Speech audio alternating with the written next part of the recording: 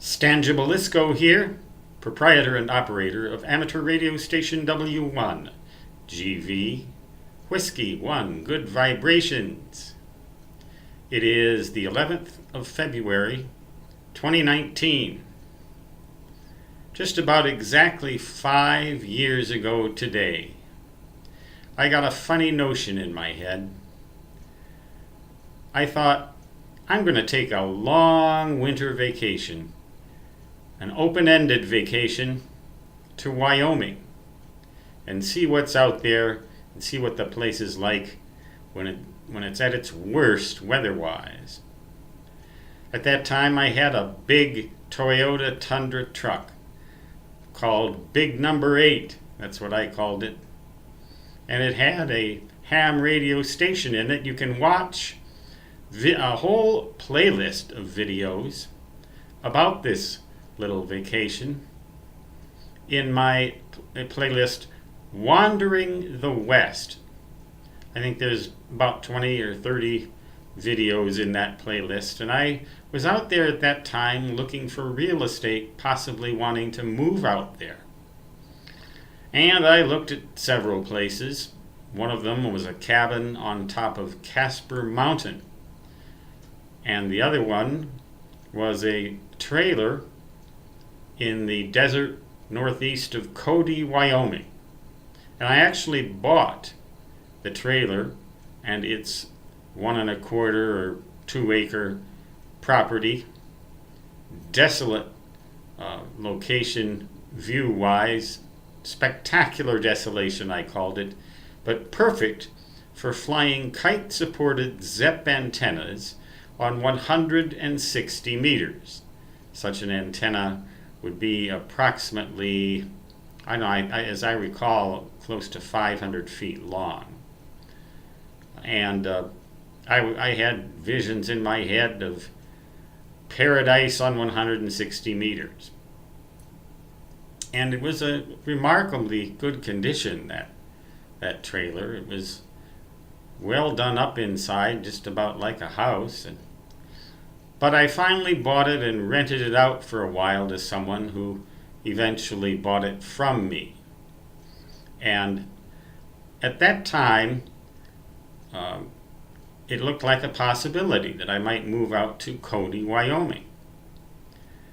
But eventually, a couple years later, I came down to a choice. Should I stay here in the black holes of Dakota Territory in my by then quite familiar and comfortable house, or should I take the plunge, take the adventure, and go out to Cody, Wyoming?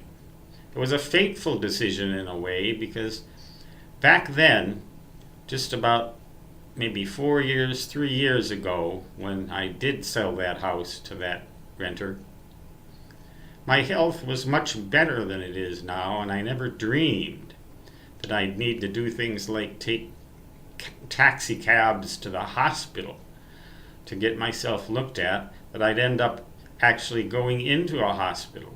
I ate much better, I was much more vigorous, and I did not foresee the storm of health issues, the hurricane of health issues that was headed my way and was just about to start lashing me with its effects.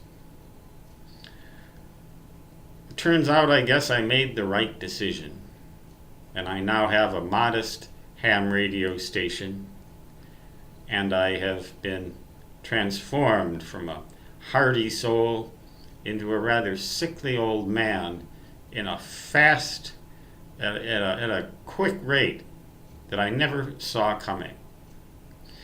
God forbid that I should have bought that place up on top of Casper Mountain. It would have been a devil to try and survive there in the condition that I'm in now. Even managing my own house now is difficult, but I didn't foresee any of that.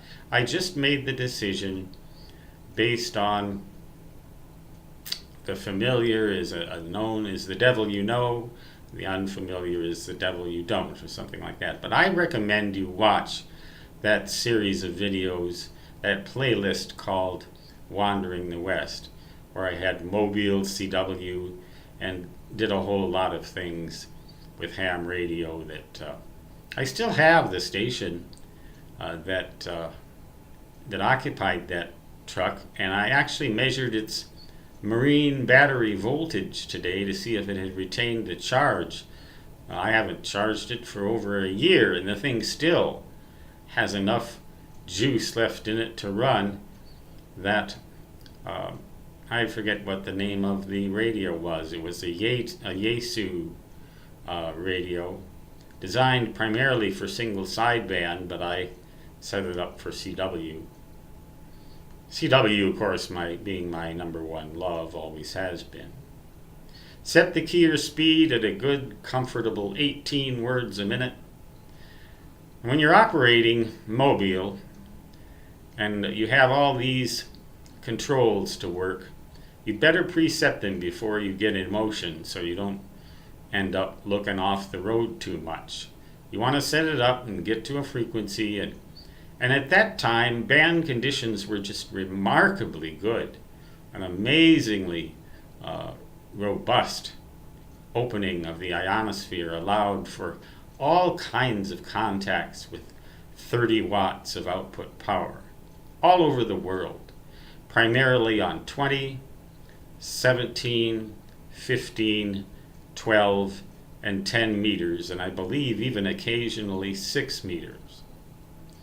A really fun trip, and I'll never regret it, never forget it. I spent over a month wandering the West, had no agenda, just let the wind of Wyoming blow me where it might. It blew me to Cody and caused me to purchase a property there. Now, I wouldn't dream of taking such a trip. I haven't the strength. But I remember a lot of things about that place, about Cody. Fond memories. But I have no regrets in selling it to the person who rented it from me, who wanted it and loved it so much. In fact, I favored him over other buyers just for that reason, and got a really good deal and made a pretty good profit off of that, because I stuck to my asking price, knowing that he wanted. Maybe I should write a book, The Art of the Deal, and give a copy to our venerable president. Skip that. It's getting too near politics for this site. But small little choices that seem so minor at the time can have such a major impact on one's life. Sometimes you make the wrong choice, sometimes the right one. I think I made the right one. I would have had to have had satellite internet connection out there, more than likely. I don't know. I don't know if cable ran out there in that boondocks wilderness. In any case, you can see it all there, and as a fellow ham radio operator, I hope you'll enjoy some of the on-the-road QSOs that I had, and the general idea. You can get away from it all, sort of, but never totally. But the antennas I could have had. Oh, there was just so much room for that stuff. There must have been a skeleton in the closet somewhere, but I didn't see it. And I certainly am glad that I stayed where I am at now. But just daydreaming. So daydream along with me. Have a ham radio vacation in the comfort of your own bed, with the comfort of your own iPad or other notebook or tablet device. And have a great time.